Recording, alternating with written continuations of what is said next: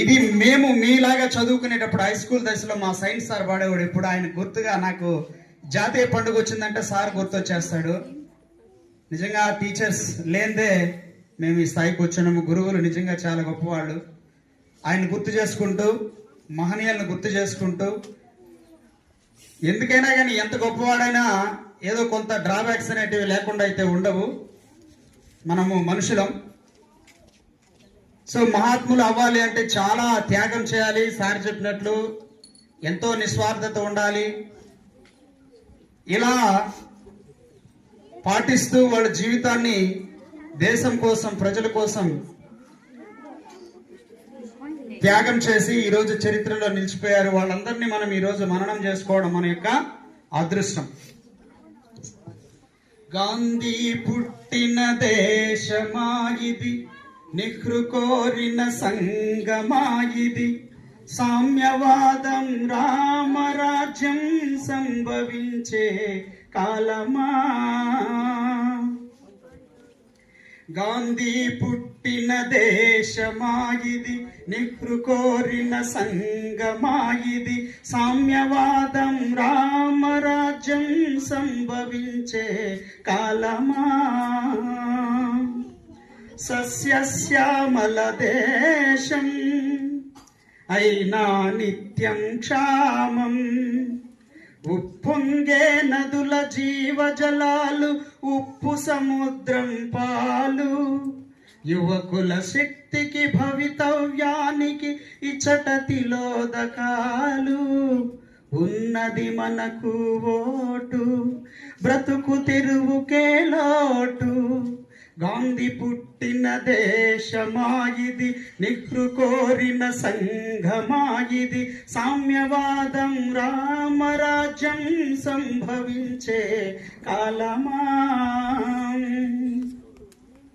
సమ్మెకరావు దుమ్మి, బస్సులు దహనం లూటి, సమ్మెకరావు దుమ్మిలు, బస్సులు దహనం లూటి, శాంతి సహనం సమధర్మముపై జరుగును గుండాలాటి, అధికారం కై పెనుగులాటలో అన్నాదమ్ముల పోటీ.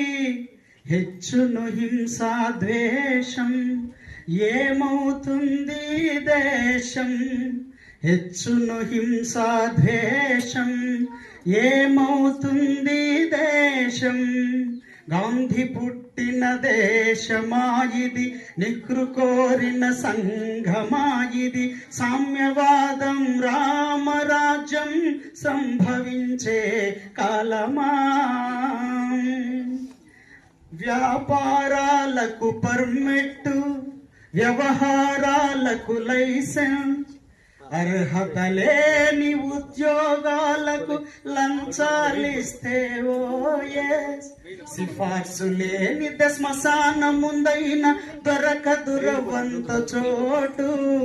పేరుకు ప్రజలది రాజ్యం, పేరుకు ప్రజలది రాజ్యం, పెత్తందార్లది భోజం.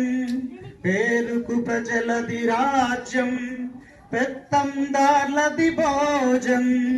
గాంధీ పుట్టిన దేశమాయిది, నెహ్రు కోరిన సంఘమాయిది, సామ్యవాదం రామరాజ్యం సంభవించే కాలమా.